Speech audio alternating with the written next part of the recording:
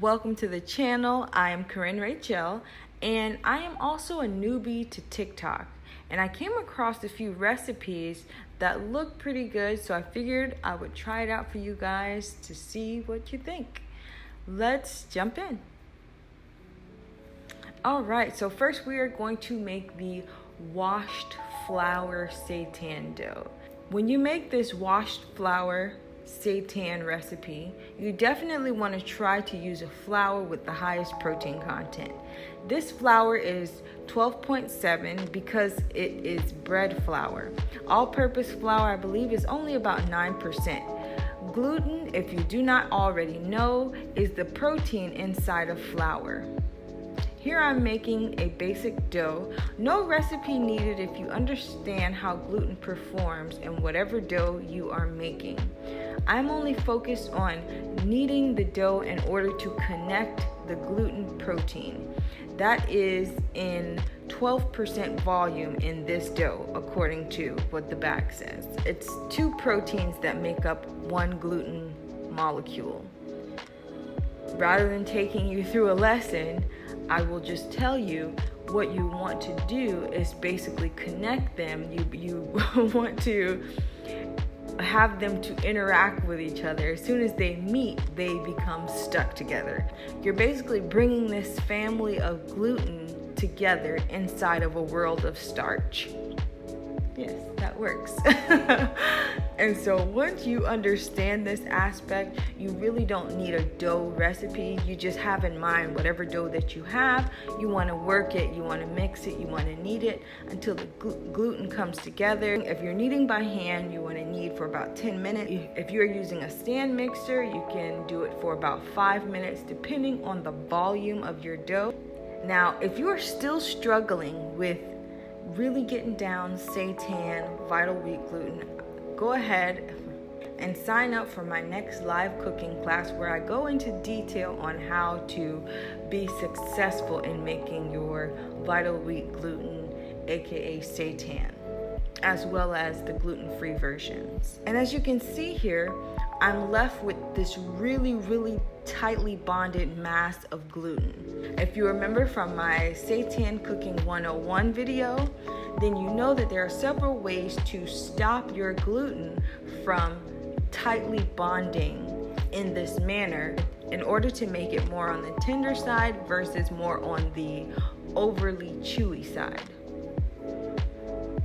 Now, in this application, there's absolutely no way we can use any of those methods, so you have to use a mechanical method. You have to chop it up. You have to manually break apart these tightly bonded gluten strands. Into my blender goes a variety of spices and flavorings. And so I blend this until this is all mixed in. Now it is seasoned through. If you do not use this method and you go ahead and season your seitan on the outside, the flavor will not penetrate, and when you bite into it, it will not taste good. Now the outside will, but the inside will not.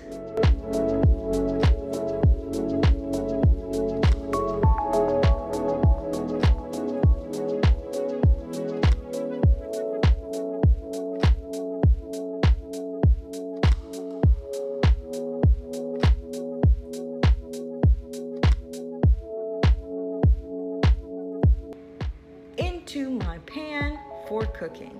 And if you're any type of follower of this channel, you know that I pan sear almost everything. So of course, here we are pan searing, and this is very flavorful. And just to add on some more flavor, I add in some fresh rosemary along with water for a cooking liquid. Now, I've seasoned the dough very well during the blending step, so I'm not going to add any additional salt into the water, but the rosemary adds a wonderful flavor.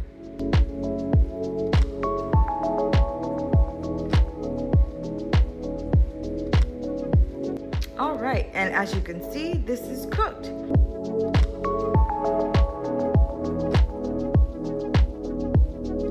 The texture is very meaty.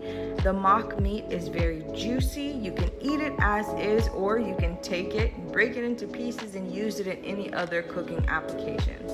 And if you remember from my Vegan Cooking 101 video, you do not have to cook it in this way. You can actually make the dough, cut it into your pieces, bread it, fry it, or bread it and bake it. You don't have to pre-boil or pre-steam it. It can cook, and it will fully cook through in any other cooking application.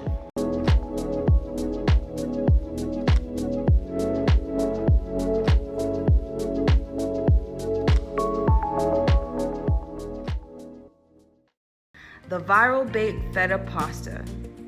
I have some fresh tomatoes, olive oil, fresh chopped garlic, of course, some Italian herbs, sea salt, some fresh cracked pepper. I slipped in a Scotch bonnet if you caught that. You can use regular red pepper flakes. Mix that up.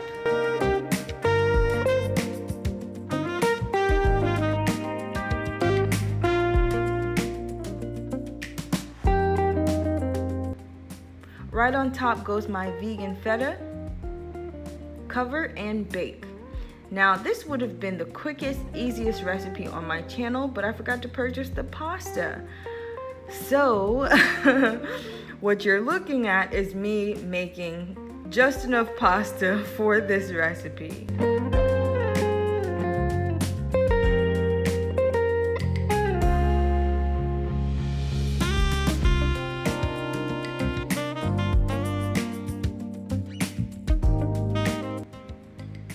Just mix the sauce and keep mixing and keep mixing. Everything is very, very flavorful. The aromatics are amazing.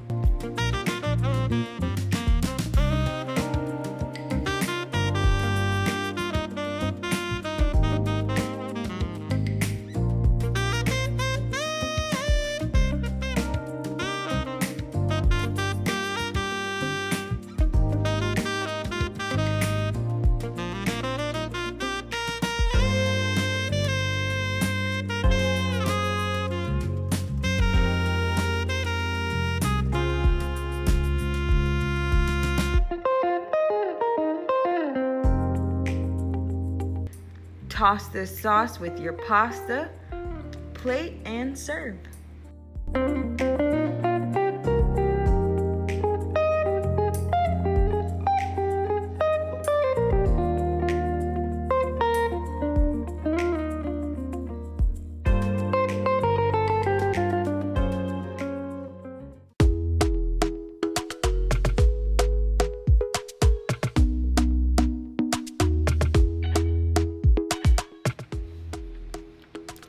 Corn ribs.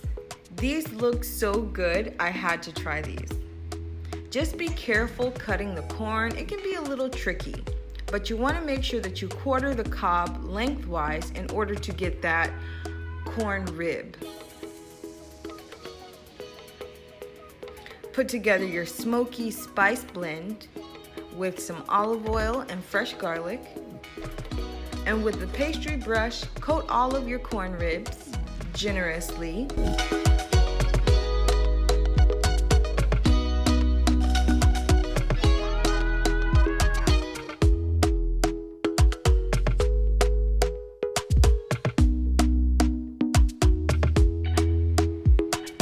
And roast in the oven.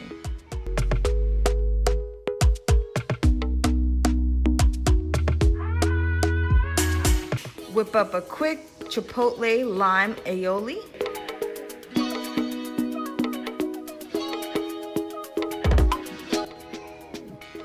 Drizzle that over top.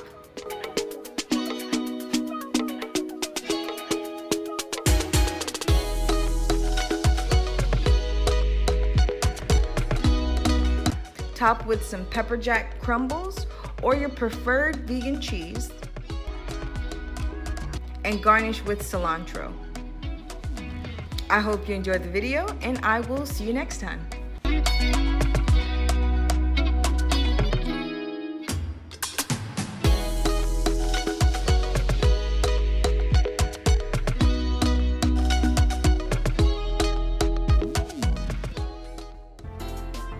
Before you leave, make sure you go over and check out my Instagram account and go ahead and follow me on Instagram.